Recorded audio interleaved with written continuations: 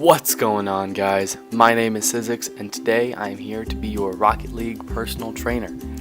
This is the first episode of a series of tutorials that I'm going to be uploading on my channel.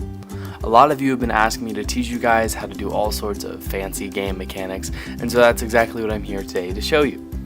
However, what we're going over today isn't any sort of gameplay tactic or type of mechanic, but rather it's something that I've noticed has been very neglected across the many videos that are Rocket League tutorials.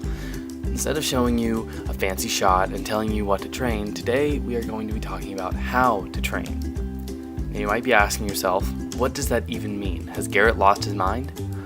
Well, not quite.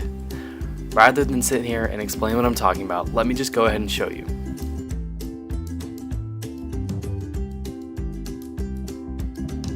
So say you load up an aerial training set and you're excited to hit some aerials. You've never messed around with them before, so you figure that aerial training is a good place to start, and normally you'd be right. But the problem for a lot of us is that we tend to stick to what we know. So as the ball flies up in the air, we wait for it to get into a position that we feel comfortable hitting. Once we're nice and cozy, we smack that ball into the goal like it was our life's purpose. Congratulations! You scored an aerial training, and it might have even been your first try, so you get that big, beautiful one up in the top left corner. In this case, sadly, all you're really getting out of hitting shots you already know is just that number up in the top left corner. You aren't learning anything new. To learn how to hit a shot you've never hit before, you need to take a leap of faith out of your comfort zone. People always tend to say that practice makes perfect, but this isn't true. Perfect practice makes perfect. This fact holds for learning the simplest of aerials all the way to ceiling shots. You can't load up a training sequence that's titled ceiling shots, hit the ball when it falls to the ground, and then call yourself a master. Speaking of which, this brings me to my next point.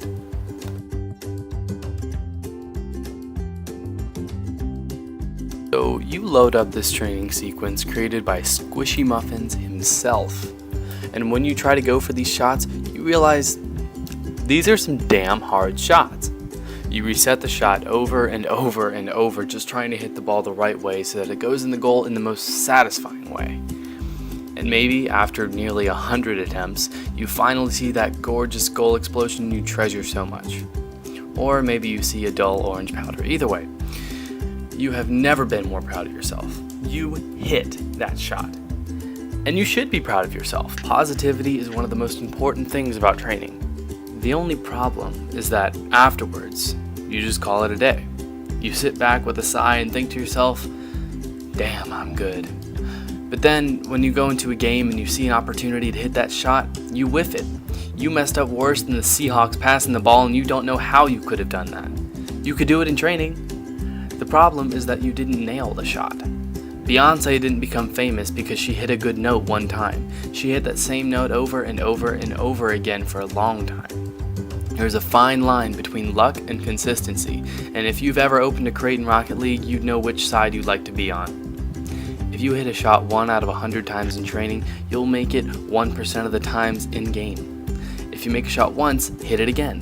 Make it a game and see how many times you can hit the shot in a row without missing. I promise it will help immensely.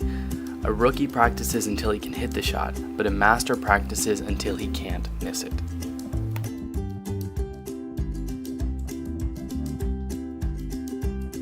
My third and final point is probably the most important. You load up training expecting to learn how to hit some ceiling shots, so you run the ball up the wall and tap it just the wrong way.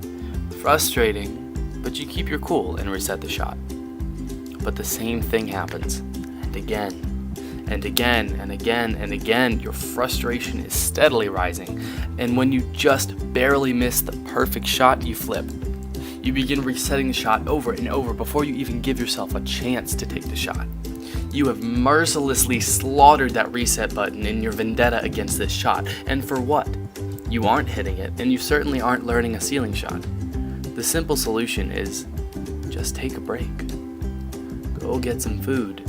Do your homework. I don't know, do whatever calms you down, because I can promise you it doesn't seem to be Rocket League. And finally, when your blood pressure is at a healthy level, try the shot again. You'd be surprised how quickly you can cool down if you just take a short break. frustrated practice is not perfect practice, and only perfect practice makes perfect.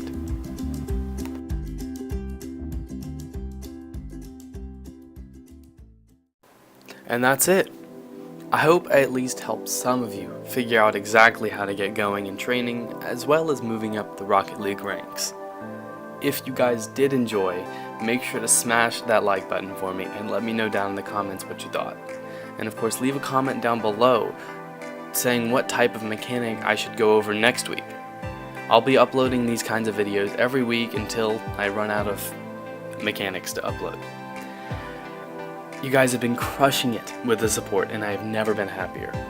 Remember, if you haven't entered my BIOMASS giveaway already, you can go check that out on how to enter through the video on my channel called Rocket League BIOMASS Giveaway. The winner is going to be drawn at 200 subscribers. Thank you guys so much for checking out the video, and as always, I hope you have a wonderful rest of your day. Peace.